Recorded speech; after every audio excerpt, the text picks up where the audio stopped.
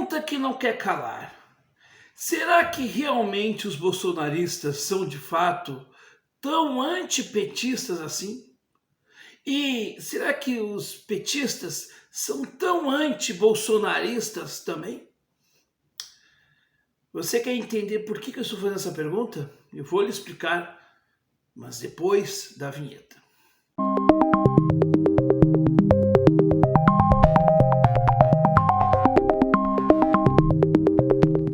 Bom, antes de mais nada, peço que você já deixe o seu like, inscreva-se no canal, acione o sininho das notificações, para que você possa, ter a oportunidade de acompanhar os nossos conteúdos novos, sempre de segunda a sábado às 18 horas e aos domingos às 9 da manhã.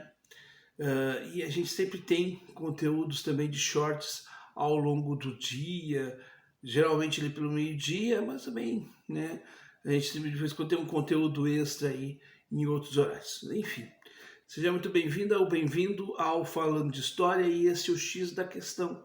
E no X da Questão a gente precisa dizer o seguinte: primeiramente, que muitos que são hoje antipetistas, que se dizem bolsonaristas, muitos desses estavam com o Lula até 2010, 2012, 2014.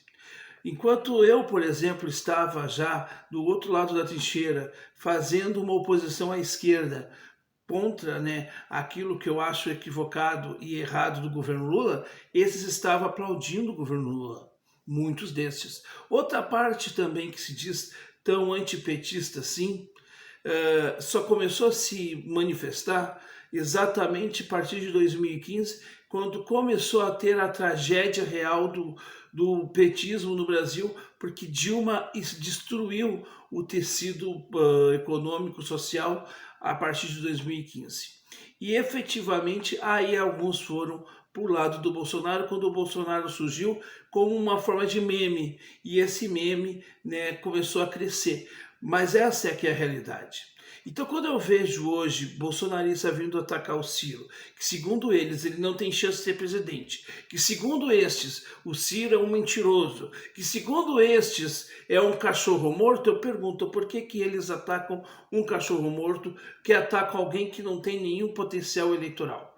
É porque no fundo sabem que os 3% da eleição de 2022 são mentirosos, tão mentirosos quanto o seu antipetismo, porque na verdade muitos desses aí que hoje atacam o Ciro, porque o Ciro supostamente na mentalidade, ou nos discursos mentirosos destes, ele se aliou ao PT, vão se calar no momento em que, por exemplo, o Lula e o Bolsonaro se juntem e subam no mesmo palanque. Talvez estarão aplaudindo e dizendo: olha que coisa linda, vão até se emocionar e vão colocar para fora, vai sair do armário o cara que na verdade queria ser petista e não pôde ser petista uma vez na vida. E essa é que é a verdade. Muitos petistas, muitos bolsonaristas são petistas que gostariam de ser petistas de fato, mas não puderam ser por N motivos. E agora, então, nós vamos ver, a escalada da hipocrisia. E efetivamente, muitos petistas que se dizem tão contrários a Bolsonaro são aqueles que optam até pelo Bolsonaro para não ter outro candidato ou outra possibilidade eleitoral, como já fizeram lá atrás em 2018, como imposta, pela vontade do São Lula, aquele que manda no partido, aquele que determina tudo e que tem um bando de bajuladores que simplesmente são submissos à sua vontade. A verdade disso tudo é que nós estamos vendo, os opostos que caminham na mesma direção, os opostos que são, e ficam de joelhos para a Lira. O mesmo Lira que dava as cartas ao governo Bolsonaro é o que hoje dá as cartas a esse governo Lula. O mesmo projeto de compra de votos está acontecendo no governo Lula. Orçamento secreto do passado está sendo executado hoje. E não é à toa que Rogério Carvalho, senador do PT, votou a favor do orçamento secreto de Bolsonaro. E isto está se mantendo porque é assim a política deles. Se dizem diferentes, mas a política econômica e a governança política é rigorosamente a mesma.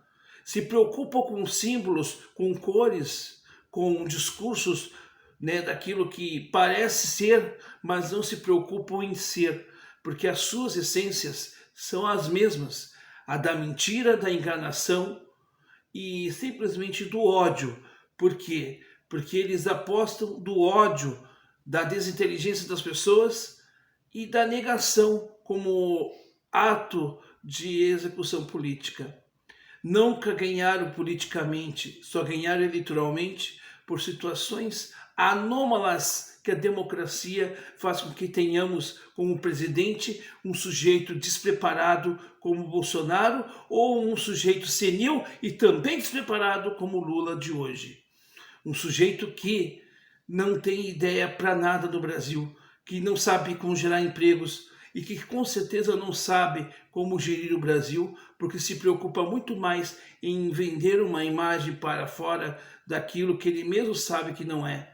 Aquele que quer se dizer um Mandela dos Trópicos do Sul, no fundo não passa de um sujeito desequilibrado no sentido das suas ideias, que é somente um projeto de poder político pessoal que manifesta-se através da sua egolatria, da sua vaidade exacerbada.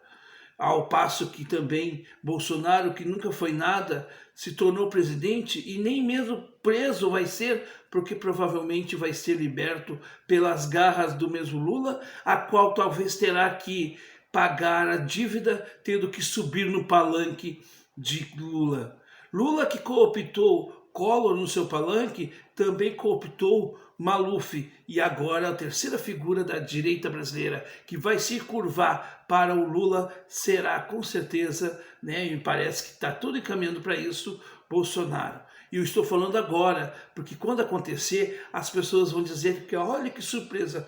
Para mim, nenhuma surpresa, porque se Lula já andou com Collor, se Lula já andou com Maluf, por que não andar com Bolsonaro?